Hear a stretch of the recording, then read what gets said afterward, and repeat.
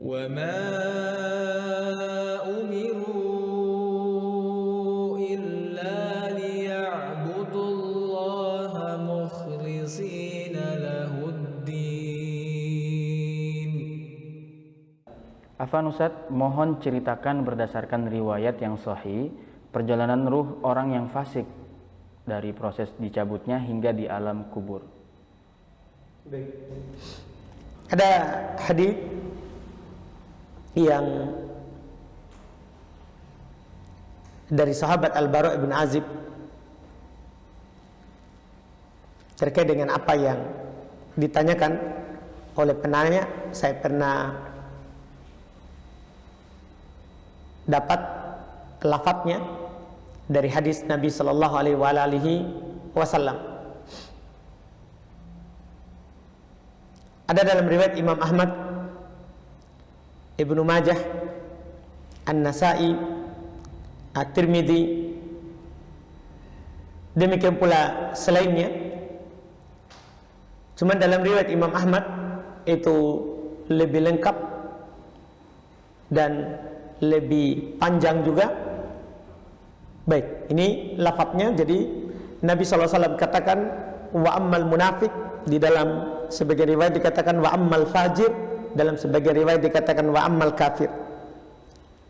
Faja'a ilaihim malakun sudul wujuh, datang kepadanya malaikat yang hitam wajahnya. Mereka duduk di jarak sejauh mata memandang, sejauh mata memandang. Ma'ahu al-hanut, bersamanya ada kain kafan yang hitam yang baunya sangat busuk, dan disebutkan bahwa kain kafan yang mereka bawa itu adalah dari neraka. Kemudian datang kepada orang itu malaikat al-maut. Kemudian dia berkata, ya ayyatuha an-nafsul khabithah, wahai jiwa yang buruk, wahai jiwa yang buruk. Ditarik paksa ruhnya. Disebutkan dalam hadits Al-Bara' bin Azib, ruhnya bersembunyi di dalam jasadnya, tidak ingin keluar karena dia melihat keadaannya yang buruk itu.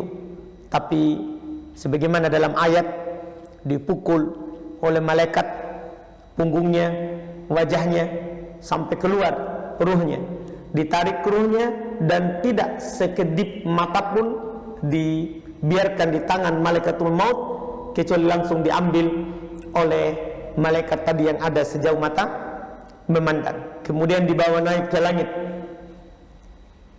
Saat dibawa naik ke langit, keluar baunya dengan bau yang paling busuk, sampai yang malaikat yang mencium baunya bertanya, ya, tentang siapa yang punya ruh yang bau busuk ini. Maka disebutkan dengan namanya Fulan ibn Fulan, dan dengan nama yang paling buruk.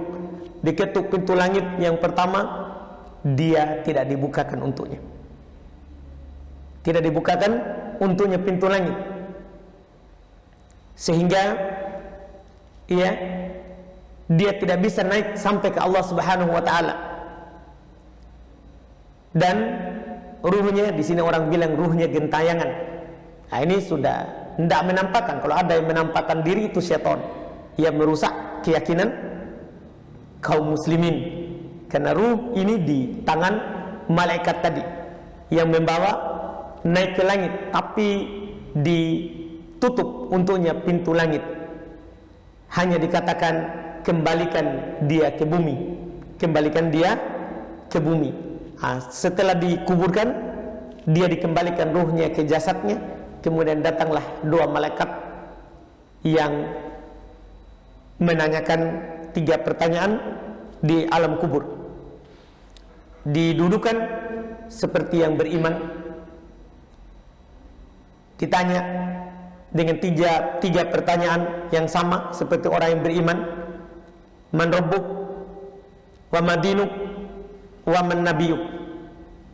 Siapa Rabbmu, apa agamamu, dan siapa nabimu? Dia hanya menjawab, ha la adri. Ha saya tidak tahu. Sami'tu nasa yaquluna syai'an faqultu. Saya hanya mendengar orang berucap sesuatu, maka saya pun ucapkan. Maka setiap dia tidak menjawab, malaikat memukulnya dengan palu-palu yang kalau dipukulkan kepada gunung, kata Nabi SAW, maka palu-palu gunung itu akan menjadi debu.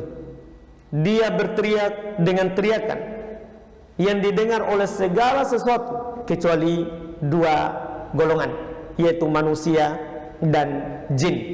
Yang mana kata Nabi SAW, lau sami'u la sa'iku. Kalau mereka mendengar, maka mereka akan jatuh pingsan.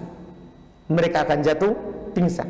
Jadi semuanya mendengar teriakannya. Setelah itu dikatakan oleh Nabi SAW, disempitkan kuburannya sampai taktalib adla'u, sampai bersilang tulang belulangnya, sampai remuk, dan dibukakan untuknya, diperlihatkan untuknya tempatnya di neraka.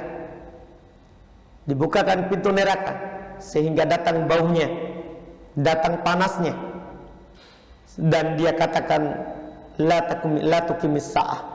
Dikatakan, wahai Rabb, jangan tegakkan hari kiamat. Karena dia sudah lihat tempat duduknya, tempat kembalinya di neraka. Berbeda dengan orang yang beriman sebelumnya, dia berharap tegakkan hari kiamat sehingga saya bisa kembali kepada keluargaku. Ini yang disebutkan dalam hadis Al-Bara' ibn Azib radhiyallahu taala anhu terkait dengan apa yang ditanyakan oleh penanya. Jangan lupa subscribe, like, dan share.